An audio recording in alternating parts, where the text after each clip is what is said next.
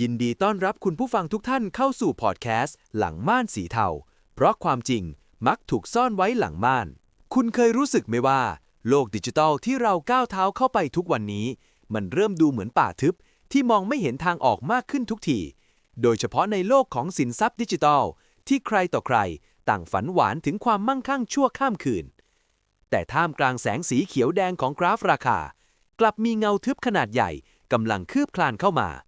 เงาที่ขับเคลื่อนด้วยสิ่งที่ฉลาดที่สุดเท่าที่มนุษย์เคยสร้างขึ้นมานั่นคือปัญญาประดิษฐ์หรือ AI คืนนั้นก่อนนั่งจ้องหน้าจอคอมพิวเตอร์ในห้องพักที่เงียบสงัดแสงสีฟ้าจากจอสะท้อนในแววตาของเขาที่เต็มไปด้วยความเหนื่อยล้าจากการขาดทุนในตลาดคริปโตมาหลายเดือนแต่แล้วเสียงแจ้งเตือนจากแอปพลิเคชันส่งข้อความก็ดังขึ้นมันไม่ใช่ข้อความขยะที่สะกดผิดๆถูกๆเหมือนที่เขาเคยเจอแต่มันคือข้อความที่ดูเหมือนเขียนขึ้นมาเพื่อเขาโดยเฉพาะข้อความนั้นทักทายเขาด้วยชื่อเล่นที่รู้กันเฉพาะคนสนิทและยังเอ่ยถึงพอร์ตการลงทุนที่เขากำลังถืออยู่ได้อย่างแม่นยำราวกับตาเห็น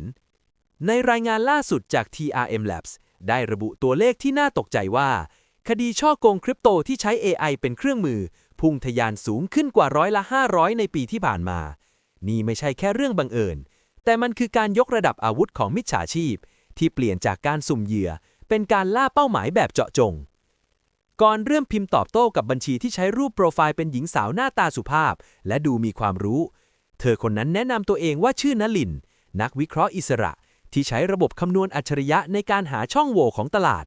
บทสนทนาที่เกิดขึ้นมันลื่นไหลและเป็นธรรมชาติจนก่อนลืมสังเกตไปว่าทุกคำตอบที่นลินส่งมามันรวดเร็วและมีความเข้าอกเข้าใจในความกังวลของเขาอย่างน่าประหลาดใจนลินไม่ได้เสนอความรวยทางลัดในทันทีแต่เธอเลือกที่จะวิเคราะห์ความผิดพลาดที่ผ่านมาของก่อนด้วยภาษาทางเทคนิคที่ดูน่าเชื่อถือความชาญฉลาดของ AI ที่อยู่เบื้องหลังการพูดคุยนี้กำลังทำงานอย่างหนักเพื่อสร้างความไว้วางใจซึ่งเป็นกุญแจสำคัญของกลโกงแบบวิศวกรรมสังคมก่อนเริ่มรู้สึกว่านลินอาจจะเป็นทางรอดเดียวในโลกที่ผันผวนนี้เขาไม่รู้เลยว่าสิ่งที่เขากำลังคุยด้วยอาจไม่ใช่คนที่มีเลือดเนื้อแต่เป็นเพียงอัลกอริทึมที่ถูกฝึกฝนมาเพื่อเชือดหมูอย่างเขาโดยเฉพาะยิ่งเขาคุยกับเธอมากเท่าไหร่ข้อมูลส่วนตัวและรหัสผ่านบางอย่างก็ค่อยๆถูกเปิดเผยออกมาผ่านบทสนทนาที่ดูเหมือนไม่มีอะไรแต่ในความเงียบสงัดของห้องพักนั้นก่อนกลับไม่รู้เลยว่าเขากำลังเดินเข้าไปหาหลุมพรางที่ลึกที่สุดเท่าที่เคยเจอมาและคำถามที่สำคัญคือนลินที่เขาเห็นนั้นเป็นตัวตนจริงๆหรือเป็นเพียงหน้ากากที่ AI สร้างขึ้นมาเขาเดินลงไปในกองไฟกันแน่จากบทสนทนาผ่านตัวอักษรที่เริ่มสร้างความคุ้นเคยในพาร์ทนี้เราจะเห็นการยกระดับที่ล้ำสมัยไปอีกขั้นเมื่อความสงสัยในใจของกรเริ่มก่อตัวขึ้นนลินกลับทำในสิ่งที่เขาไม่คาดคิดเธอส่งคำขอวิดีโอคอลมาหาเขาก่อนลังเลอยู่ครู่หนึ่งก่อนจะกดรับสายภาพที่ปรากฏบนจอคือหญิงสาวคนเดียวกับในรูปโปรไฟล์เธอกำลังนั่งอยู่ในคาเฟ่ที่มีเสียงบรรยากาศรอบข้างเบาๆเธอขยับตัวและพูดคุยกับเขาด้วยรอยยิ้มที่ดูเป็นธรรมชาติที่สุดแสงเงาบนใบหน้าและการขยับริมฝีปากนั้นไม่มีที่ติเลยสักนิดนลินบอกกับกรด้วยน้ำเสียงที่นุ่มนวลว่าในโลกของการลงทุนความเชื่อใจคือสิ่งที่มีค่ามากกว่าเหรียญใดๆเธอจึงอยากแสดงตัวตนให้เขาเห็นเพื่อให้เขาสบายใจกรรู้สึกผิดที่เคยระแวงเธอไปชั่วขณะหารู้ไม่ว่าเทคโนโลยีปลอมแปลงใบหน้าและเสียงหรือที่เรียกกันว่า Deep Fake ในปัจจุบันนั้นก้าวล้ำไปจนถึงขั้นที่สามารถสร้างการโต้ตอบแบบเรียลไทม์ได้แล้วรายงานจากผู้เชี่ยวชาญชี้ชัดว่ามิจฉาชีพใช้ AI ในการสวมรอยเป็นใครก็ได้ไม่ว่าจะเป็นผู้บริหารบริษัทใหญ่หรือแม้แต่คนรักเพื่อสร้างเรื่องราวที่น่าเชื่อถือในระหว่างการสนทนานลินเริ่มแนะนำให้กรลองใช้ระบบสัญญาอัจฉริยะตัวใหม่ที่เธอบอกว่าเป็นระบบกึ่งอัตโนมัติในการช่วยป้องกันการขาดทุนเธออธิบายว่าระบบนี้จะทำงานบนบล็อกเชนที่ปลอดภัยที่สุดและมีการใช้ปัญญาประดิษฐ์ในการตรวจจับการโจมตีจากแฮกเกอร์ความย้อนแย้งที่น่าเศร้าคือเธอกำลังใช้เรื่องความปลอดภัยมาเป็นเครื่องมือในการโจรกรรมเสียเองก่อนมองเห็นตัวเลขกำไรจำลองที่นลินแสดงให้ดูผ่านการแชร์หน้าจอมันช่างเย้ายวนใจและดูสมเหตุสมผลเกินกว่าจะเป็นเรื่องหลอกลวง จิตวิทยาของการเชือดหมู เริ่มจากการขุนเหยื่อให้ตายใจนลินปล่อยให้กรได้ลิ้มรสความสำเร็จเล็กๆน้อยๆจากการลองโอนเงินจำนวนไม่มากเข้าไปในระบบก่อนและเพียงไม่กี่นาทีผลกำไรก็ปรากฏขึ้นจริงๆใน Wallet ของเขาแต่นั่นเป็นเพียงเหยื่อล่อที่ถูกโปรแกรมไว้ล่วงหน้านลินบอกกับเขาว่าตอนนี้เป็นโอกาสทองที่หาไม่ได้อีกแล้วมีวานคริปโตรายใหญ่กำลังเทขายสินทรัพย์และระบบของเธอพบช่องว่างที่จะทำกำไรได้ถึง3เท่าภายในคืนเดียวก่อนเริ่มหายใจแรงขึ้นหัวใจของเขาเต้นรัวด้วยความโลภที่เข้าบดบังทัศนวิสัยนลินยังคงกดดันเขาอย่างนุ่มนวลผ่านหน้าจอวิดีโอคอลที่ดูแสนจะจริงใจเธอเรยให้เขาขยายสเกลการลงทุนก่อนที่โอกาสจะหลุดลอยไปโดยที่เขาไม่รู้เลยว่าระบบเครื่องมือวิเคราะห์ที่นลินใช้นั้นกำลังแอบตรวจสอบรหัสกู้คืนและกุญแจส่วนตัวในเครื่องคอมพิวเตอร์ของเขาไปพร้อมๆกันขณะที่เขากำลังจะกดปุ่มยืนยันการโอนสินทรัพย์ทั้งหมดที่มีเพื่อหวังจะเปลี่ยนชีวิตนิ้วของเขาค้างอยู่เหนือปุ่มนั้นเพียงเสี้ยววินาทีโดยที่ไม่รู้เลยว่าการกดครั้งนี้อาจเป็นจุดเริ่มต้นของฝันร้ายที่เขาจะไม่มีวันลืมไปตลอดกาลและคำถามคือลางสังหรณ์สุดท้ายในใจของเขาจะทำงานทันเวลาหรือไม่ปลายนิ้วของกรสั่นระริกอยู่เหนือปุ่มยืนยันบนหน้าจอความเงียบในห้องทำงานยามดึกสงัดจนเขาได้ยินเสียงหัวใจตัวเองเต้นรัวเป็นจังหวะหนักหน่วงแสงสีเขียวจากตัวเลขกำไรจำลองในโปรแกรมที่นลินส่งมาให้มันช่างสว่างไสวราวกับแสงประภาคารที่นำทางคนหลงทางท่ามกลางพายุในที่สุดเขาก็หลับตาลงแล้วกดน้ำหนักลงไปเสียงคลิกเพียงครั้งเดียวที่เปลี่ยนสถานะเงินเก็บทั้งชีวิตของเขาให้กลายเป็นตัวเลขดิจิทัลที่ล่องลอยอยู่ในระบบที่เขาไม่รู้จักแม้แต่คนสร้างเพียงไม่กี่วินาทีหน้าจอคอมพิวเตอร์ก็เปลี่ยนเป็นสีเขียวมรกตพร้อมข้อความแสดงความยินดีนลินที่ยังอยู่ในสายวิดีโอคอลตบมือเบาๆด้วยรอยยิ้มที่ดูอ่อนโยนและจริงใจอย่างที่สุดเธอชมว่าเขาตัดสินใจได้เด็ดขาดสมกับจะเป็นนักลงทุนที่ประสบความสำเร็จในจอนั้นก่อนเห็นยอดเงินรวมในพอร์ตของเขาพุ่งสูงขึ้นกว่า3เท่าในเวลาไม่ถึงอึดใจความโลภและความโล่งใจผสมปนเปจนทำให้เขารู้สึกเหมือนกำลังลอยอยู่ในความฝันเขารู้สึกขอบคุณหญิงสาวในหน้าจออย่างสุดหัวใจโดยหารู้ไม่ว่าเบื้องหลังรอยยิ้มที่แสนจะสมบูรณ์แบบนั้นไม่มีเซลล์เนื้อเยื่อของมนุษย์อยู่แม้แต่เซลล์เดียวแต่มันคือการประมวลผลของระบบสมองกลอัจฉริยะที่กำลังหัวเราะเยาะความอ่อนแอของมนุษย์ผ่านอัลกอริทึมที่ถูกปรับแต่งมาเพื่อล่าเหยื่อโดยเฉพาะแต่แล้วความหวานชื่นก็ถูกทำลายลงด้วยเสียงแจ้งเตือนที่แหลมสูงและบาดแก้วหูหน้าจอที่เคยเป็นสีเขียวสงบกลับเปลี่ยนเป็นสีอมแดงพร้อมข้อความแจ้งเตือนว่าบัญชีถูกระงับชั่วคราวเนื่องจากตรวจพบธุรกรรมที่ผิดปกติก่อนรู้สึกเหมือนถูกกระชากตกลงมาจากที่สูงเขาหันไปถามนลินด้วยเสียงที่สั่นเครือว่าเกิดอะไรขึ้นหญิงสาวในจอมีสีหน้าตกใจที่ดูแนบเนียนเหลือเกินเธอรีบบอกให้เขาใจเย็นๆแล้วอธิบายว่านี่คือระบบป้องกันความปลอดภัยอัตโนมัติของเครือข่ายบล็อกเชนระดับสากลเพราะยอดกำไรที่พุ่งสูงเกินไปทำให้ระบบสงสัยว่าเป็นการฟอกเงินนลินบอกว่าทางแก้เพียงทางเดียวคือเขาต้องชำระภาษีการทำธุรกรรมเร่งด่วนเป็นจำนวนเงินอีก120%ของยอดทั้งหมดเพื่อยืนยันตัวตนและปลดล็อกบัญชีเธอส่งเอกสารที่มีตราประทับของหน่วยงานกำกับดูแลทางการเงินระดับโลกมาให้ดูในทันทีเอกสารนั้นดูน่าเชื่อถือเหลือร้ายเหลือเกินมีทั้งลายเซ็นผู้บริหารและรหัสตรวจสอบที่ดูเหมือนของจริงทุกประการนี่คือความน่ากลัวของปัญญาประดิษฐ์ที่สามารถสร้างสรรค์สิ่งจอมปลอมให้ดูมีน้ำหนักและน่าเชื่อถือได้ภายในเสี้ยววินาทีข้อมูลจากรายงานของ TRM Labs ระบุว่ามิจฉาชีพยุคใหม่ใช้เครื่องมือเหล่านี้สร้างสถานการณ์ที่บีบคั้นให้เหยื่อไม่มีเวลาคิดและใช้ความกลัวที่จะสูญเสียสิ่งที่ได้มาแล้วเป็นเครื่องมือกดดันก่อนเริ่มมองหาทางออกอื่นแต่ในหัวเขากลับเต็มไปด้วยคำพูดปลอบประโลมของนลินเธอบอกว่าเธอเองก็ประสบปัญหานี้และเธอก็เพิ่งจะพลาดจ่ายเงินส่วนของเธอไปเพื่อให้ระบบเดินหน้าต่อเธอทำถึงขนาดโชว์หลักฐานการโอนเงินของเธอให้เขาดูซึ่งแน่นอนว่ามันคือภาพที่ถูกสร้างขึ้นโดยระบบอัตโนมัติเพื่อล่อให้เขาติดดักกลับซ้ำสองในวินาทีนั้นภายในใจของกรเกิดการต่อสู้กันอย่างรุนแรงระหว่างสัญชาตญาณการเอาตัวรอดกับความหวังที่ยังมีไฟส่องสว่างอยู่เพียงริบหรี่ เขาไม่รู้เลยว่าเขากำลังเผชิญหน้ากับกลโกงที่เรียกว่าการเชือดหมู ซึ่งตอนนี้หมูตัวนี้ถูกขุนจนอ้วนพีและกำลังจะพาเข้าสู่ขั้นตอนการชำระบัญชีที่เลือดเย็นที่สุด ความกดดันในใจของกรณ์พุ่งขึ้นสู่จุดสูงสุด เมื่อนลินบอกกับเขาว่า เขามีเวลาเพียง 30 นาที ก่อนที่บัญชีจะถูกปิดตายอย่างถาวร และเงินทั้งหมดจะถูกยึดโดยระบบส่วนกลาง ความเงียบในห้องเริ่มถูกแทนที่ด้วยเสียงลมหายใจที่หอบถี่ของเขาเองก่อนพยายามมองเข้าไปในดวงตาของนลินผ่านหน้าจอ เพื่อหาความมั่นใจ แต่ในเสี้ยววินาทีที่แสงจากจอคอมพิวเตอร์ตกกระทบใบหน้าของเธอ เขากลับสังเกตเห็นรอยกระตุกเล็กๆที่มุมปาก และเงิมที่ดูผิดธรรมชาติบริเวณลำคอ มันเป็นเพียงความผิดพลาดเล็กน้อยของระบบประมวลผลภาพ ที่พยายามจะเรียนแบบการเคลื่อนไหวของกล้ามเนื้อมนุษย์ ให้ทันกับคำพูด แต่ในความตระหนกเขากลับมองข้ามสัญญาณเตือนภัยสุดท้ายนั้นไป เขาเริ่มโทรหาเพื่อนที่พอจะรู้เรื่องเทคโนโลยี แต่กลับไม่มีใครรับสาย เพราะเป็นเวลาล่วงเลยเข้าสู่เช้ามืด ในความสิ้นหวังเขาจึงลองติดต่อยังฝ่ายสนับสนุนลูกค้าของแพลตฟอร์มตามที่นลินแนะนำเพียงแค่เขาส่งข้อความไปไม่ถึง 3 วินาที ระบบก็ตอบกลับมาด้วยภาษาที่สุภาพและดูเป็นมืออาชีพอย่างยิ่ง นี่คืออีกหนึ่งอาวุธร้ายที่ปัญญาประดิษฐ์มอบให้กับมิจฉาชีพ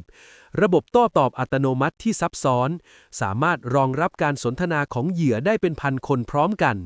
โดยที่แต่ละคนจะได้รับคำแนะนำที่ดูเหมือนถูกปรับแต่งมาเพื่อสถานการณ์ของตัวเองโดยเฉพาะ ฝ่ายสนับสนุนยืนยันคำพูดของนลินว่าเขาต้องโอนเงินเพิ่มเพื่อเป็นค่าธรรมเนียมการค้ำประกันสินทรัพย์ โดยอ้างข้อกฎหมายและระเบียบปฏิบัติที่ซับซ้อนจนกรตามไม่ทัน ความฉลาดของระบบสมองกลเหล่านี้ไม่ได้มีไว้เพื่อช่วยเหลือ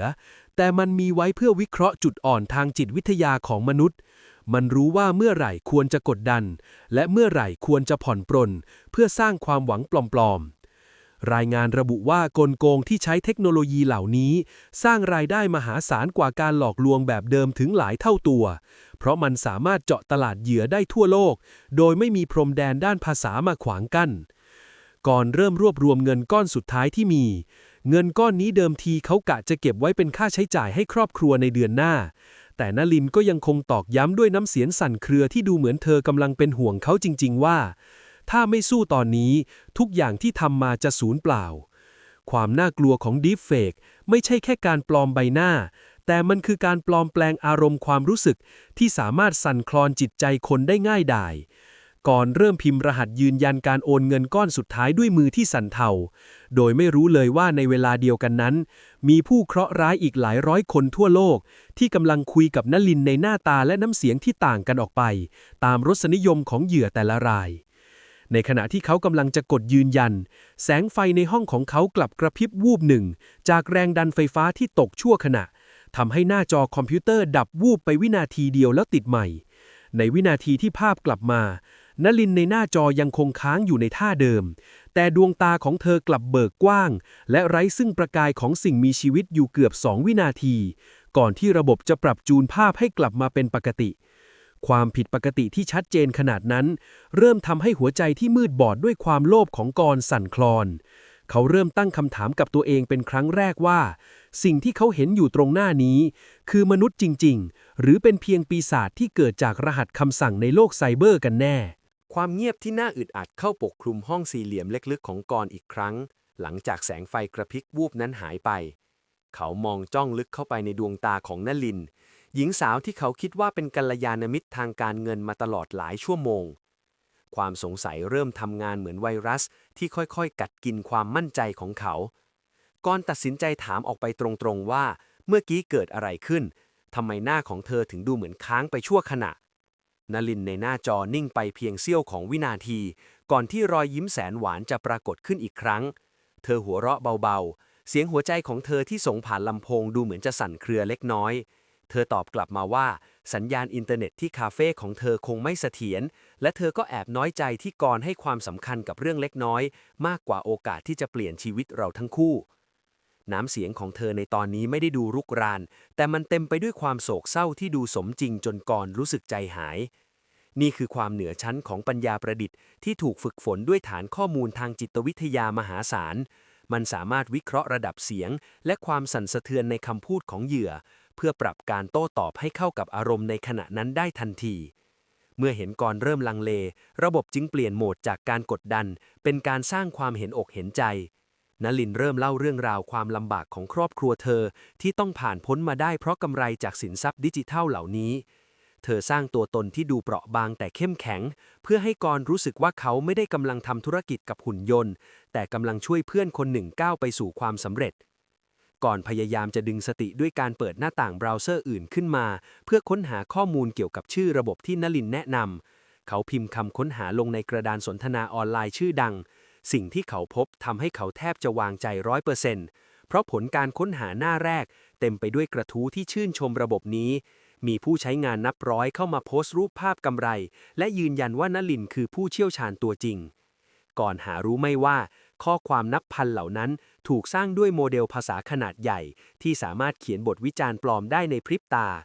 มิจฉาชีพยุคใหม่ไม่ได้แค่สร้างเว็บไซต์ปลอมแต่พวกเขาสร้างระบบนิเวศของความน่าเชื่อถือปลอมๆขึ้นมาล้อมรอบตัวเหยื่อไว้อย่างมิดชิด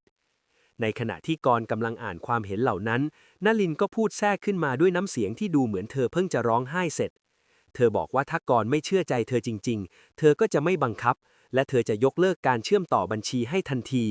แต่เงินทั้งหมดที่ค้างอยู่ในระบบอาจจะสูญหายไปตลอดกาลเพราะเธอไม่มีอำนาจในการดึงเงินคืนให้ได้หากกระบวนการยืนยันตัวตนไม่เสร็จสิ้น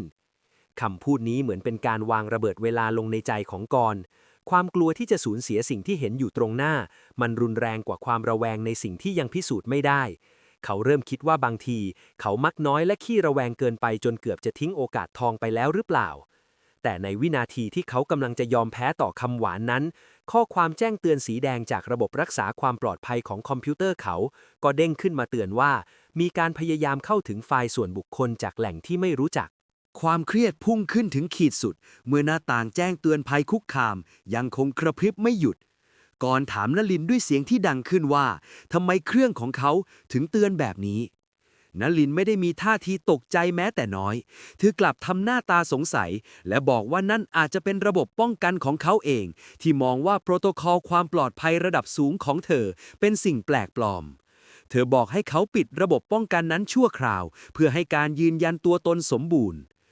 ในขณะที่กรกำลังสับสนและหวาดระแวงอยู่นั้นจู่ๆหน้าต่างวิดีโอคอลอีกหน้าต่างหนึ่งก็เด้งขึ้นมาซ้อนทับคราวนี้เป็นชายวัยกลางคนในชุดสูทภูมิฐานที่ดูเหมือนสำนักงานอย่างเป็นทางการฉากหลังมีสัญลักษณ์ของหน่วยงานกำกับดูแลการเงินสากลโดดเด่นอยู่ชายคนนั้นแนะนำตัวว่าวรเมธเป็นหัวหน้าฝ่ายตรวจสอบธุรกรรมดิจิทัล Transactions เขากล่าวด้วยน้ำเสียงสุขุมและเต็มไปด้วยอำนาจว่าทางหน่วยงานได้รับรายงานการโอนเงินจำนวนมหาศาลที่อาจเกี่ยวข้องกับการลอกเงินข้ามชาติและบัญชีของกรกำลังถูกเฝ้าจับตามองวรเมธบอกว่าเขามาเพื่อช่วยเหลือและตรวจสอบให้แน่ใจว่ากรไม่ใช่ผู้ร้ายในคดีนี้การปรากฏตัวของบุคคลที่ 3ที่ดูเหมือนเจ้าหน้าที่รัฐทำให้สถานการณ์ดูวิกฤตและน่าเชื่อถือขึ้นไปอีกหลายเท่าตัวนี่คือรูปแบบการหลอกลวงแบบสะกดรอยตามที่มิจฉาชีพใช้ปัญญาประดิษฐ์สร้างตัวละครหลายๆตัวขึ้นมาเพื่อล้อมเหยื่อให้รู้สึกว่าไม่มีทางเลือกอื่นนอกจากต้องฟังคำสั่งของพวกเขาวรเมธเริ่มกดดันด้วยการบอกว่าเขามีเวลาเพียง 5 นาทีก่อนที่หมายจับอิเล็กทรอนิกส์จะถูกส่งไปยังที่อยู่ของเขาก่อนมองไปที่หน้าจอสลัดไปมาระหว่างนลินที่ดูเหมือนจะห่วงใยเขาอย่างสุดซึ้งกับวรเมธที่ดูเหมือนเจ้าหน้าที่ผู้ยุติธรรมเขารู้สึกเหมือนคนกำลังจะจมน้ำที่พยายามคว้ากิ่งไม้กิ่งสุดท้ายก่อนเริ่มเปิดไฟล์ที่เขาเก็บรหัสลับ12 คำนั้นไว้สายตาของเขาพร่ามัวไปด้วยเหงื่อที่ไหลเข้าตาความกดดันจากเวลาที่นับถอยหลังบนหน้าจอทำให้เขาไม่มีเวลาแม้แต่จะฉุกคิดว่าเจ้าหน้าที่ตัวจริงจะไม่มีวันขอกลุ่มคำลับกู้คืนกระเป๋าเงินจากใครเด็ดขาดในขณะที่นิ้วของเขาเริ่มพิมพ์คำรากลงในแชทส่วนตัวกับวรเมธเสียงสะท้อนเล็กๆในใจเขากลับดังขึ้นมาว่าทุกอย่างมันดูสมบูรณ์แบบเกินไปไหมสมบูรณ์แบบจนเหมือนบทละครที่ถูกเขียนไว้ล่วงหน้าและเขาจะกลายเป็นเหยื่อรายล่าสุดในสถิติที่พุ่งทะยานกว่า500%ของวงการอาชญากรรมไซเบอร์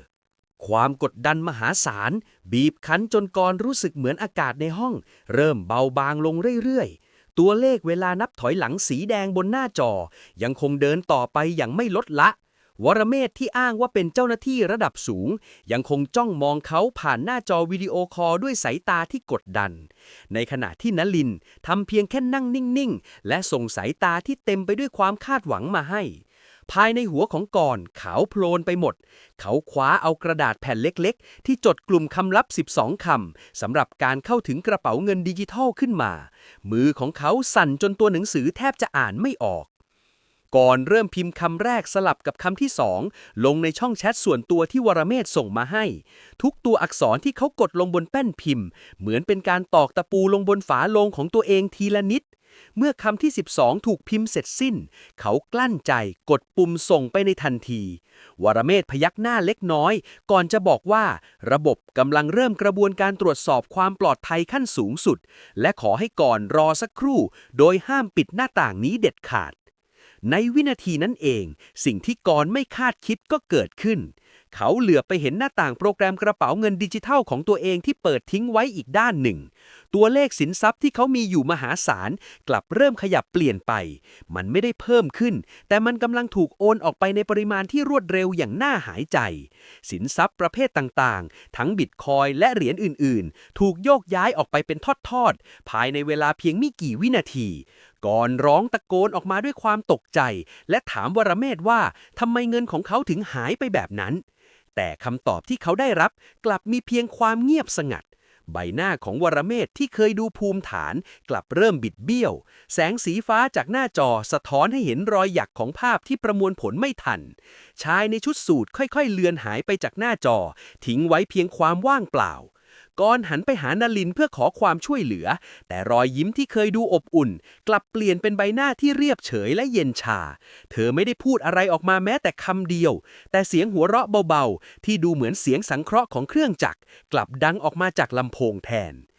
นี่คือความจริงอันน่าสะพรึงกลัวที่รายงานของ TRM Labs ได้ออกมาเตือนไว้ว่าปัญญาประดิษฐ์ไม่ได้เพียงแค่เพิ่มจำนวนการเข้าถึงเหยื่อแต่มันยังเร่งความเร็วของวงจรการหลอกลวงให้จบไวขึ้นอย่างมหาศาลระบบอัตโนมัติที่มิจฉาชีพใช้สามารถเจาะผ่านกลุ่มคำกู้คืนและกุญแจส่วนตัวเพื่อขโมยเงินทุนได้ในเวลาเพียงเสี้ยววินาที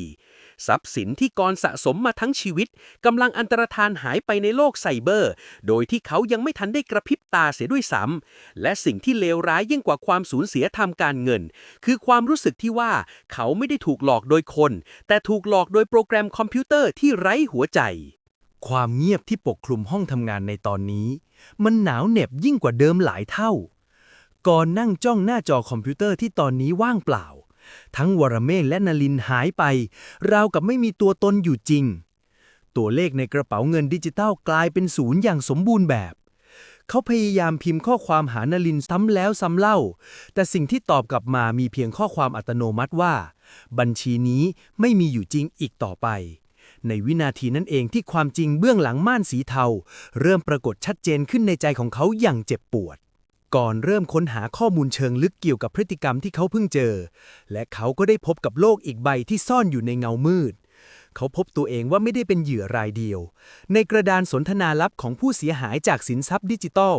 มีคน100,000 คนกำลังเล่าเรื่องราวที่คล้ายกันอย่างน่าประหลาดทุกคนต่างคุยกับผู้หญิงที่ชื่อนลินหรือบางคนก็คุยกับชายหนุ่มหน้าตาดีในชื่ออื่นๆแต่มีรูปแบบการพูดจาและขั้นตอนการหลอกลวงที่เหมือนกันทุกระเบียดนิ้วนี่คือปฏิบัติการที่เรียกว่าการเชือดหมูที่ถูกยกระดับด้วย AI อย่างเต็มรูปแบบอาชญากรไซเบอร์ใช้ปัญญาประดิษฐ์ที่ล้ำสมัยในการแต่งเรื่องราวที่น่าเชื่อถือและสามารถรับมือกับบทสนทนาจากเหยื่อได้พร้อมๆกันเป็นจำนวนมหาศาลข้อมูลจากรายงานระบุว่าการหลอกลวงที่ใช้ AI สามารถสร้างรายได้ต่อการปฏิบัติการได้มากกว่าเดิมถึง 4.5 เท่าเพราะเครื่องมือเหล่านี้ช่วยให้มิจฉาชีพข้ามขีดจำกัดด้านกำลังคนไปได้โดยสิ้นเชิงก่อนเริ่มเข้าใจแล้วว่านลินที่เขาหลงรักและเชื่อใจนั้นแท้จริงแล้วอาจจะเป็นเพียงชุดรหัสคำสั่งที่ทำงานอยู่บนเซิร์ฟเวอร์ที่ไหนสักแห่งบนโลกนี้เขาพยายามแกะรอยการโอนเงินของตัวเองผ่านระบบบล็อกเชนแต่สิ่งที่เขาเห็นกลับทำให้เขาสิ้นหวังยิ่งกว่าเดิมเงินของเขาถูกโอนผ่านบัญชีม้านับ10บัญชีภายในเวลาไม่กี่นาที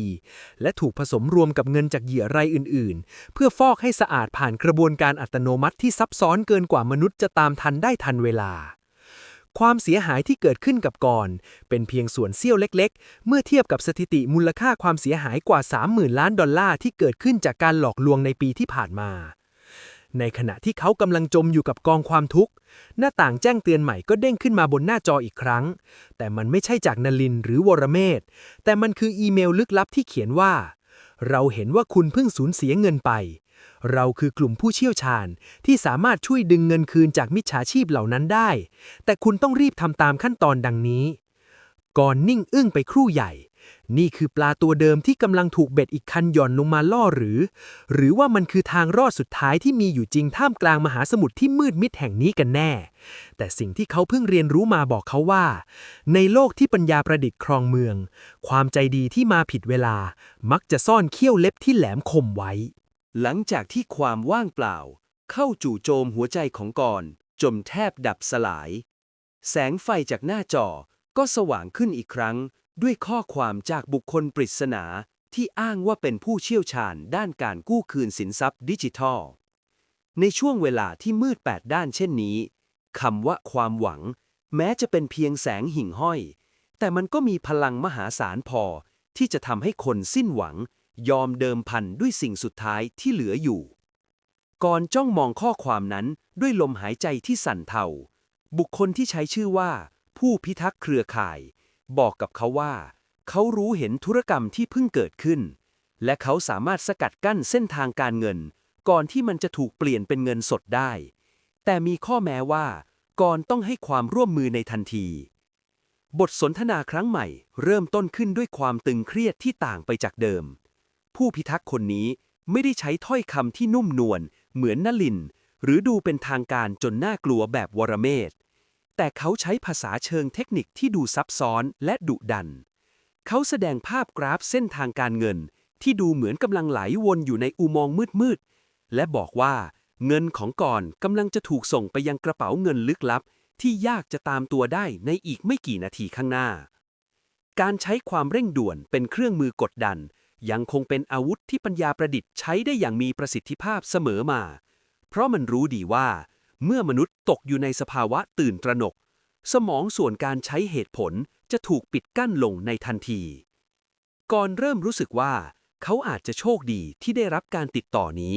เขาถูกร้องขอให้ติดตั้งโปรแกรมขนาดเล็กตัวหนึ่งเพื่อใช้เป็นช่องทางพิเศษในการดึงเงินกลับคืนมา โดยผู้พิทักษ์อ้างว่านี่คือเครื่องมือที่ใช้ปัญญาประดิษฐ์ฝ่ายธรรมะ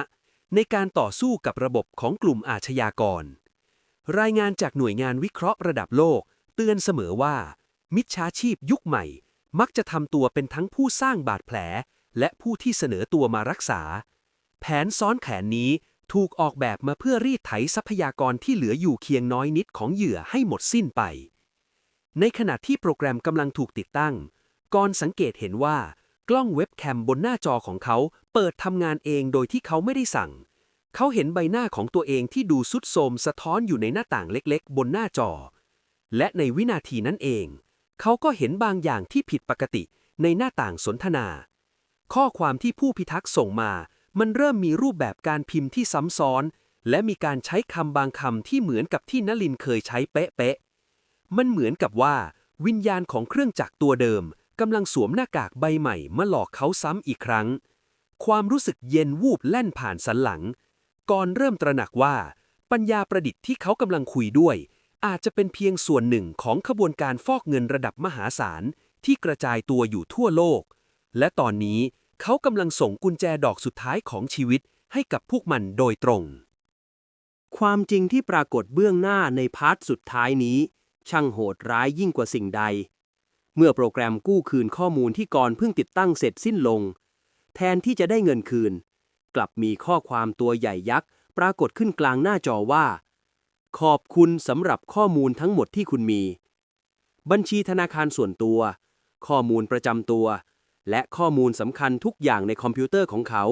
ถูกสูบออกไปในพริบตาเดียวแสงสีแดงกระพริบถี่ราวกับเสียงหัวเราะเยาะเย้ยของปีศาจดิจิทัลที่ไร้ตัวตน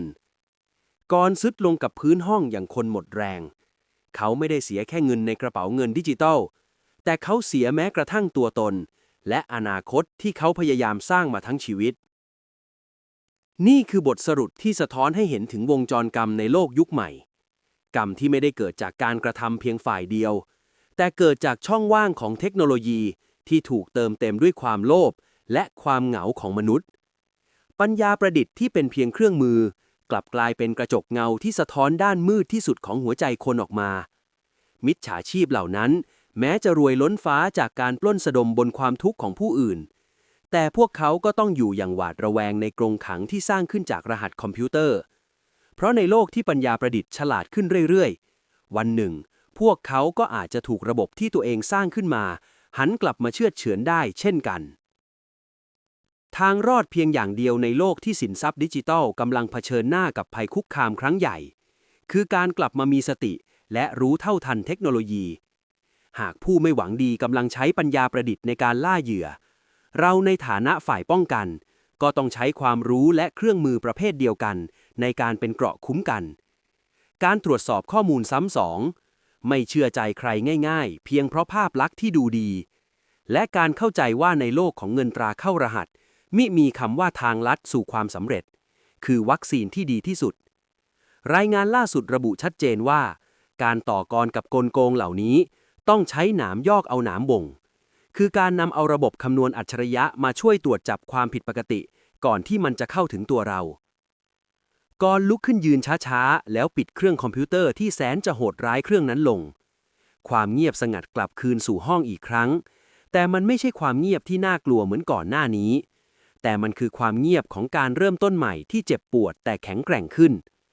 เขาตัดสินใจเดินออกจากห้องไปเพื่อเผชิญหน้ากับความเป็นจริงที่เป็นมนุษย์จริงๆแม้มันจะลำบากแต่ก็มีความหมายกว่าการหลอกลวงที่สวยหรูในโลกเสมือนเรื่องราวของเขาเป็นเพียงหนึ่งในล้านกรณีที่ตอกย้ำว่าในป่าทึบแห่งข้อมูลนี้ความจริงใจคือสิ่งเดียวที่เทคโนโลยีปลอมแปลงไม่ได้ขอบคุณคุณผู้ฟังทุกท่านที่ติดตามรับฟังกันมาจนจบเรื่องราวที่แสนเศร้าแต่เปี่ยมไปด้วยบทเรียนนี้หวังว่าเรื่องราวของกรจะเป็นอุทาหรณ์ให้ทุกท่านระแวดระวังและก้าวเดินในโลกดิจิทัลอย่างมั่นคงแล้วพบกันใหม่ในเรื่องราวถัดไปที่จะพาคุณไปเจาะลึกในสิ่งที่โลกไม่เคยบอกเพราะความจริงมักถูกซ่อนไว้หลังม่านกับรายการหลังม่านสีเทาสำหรับวันนี้สวัสดีครับ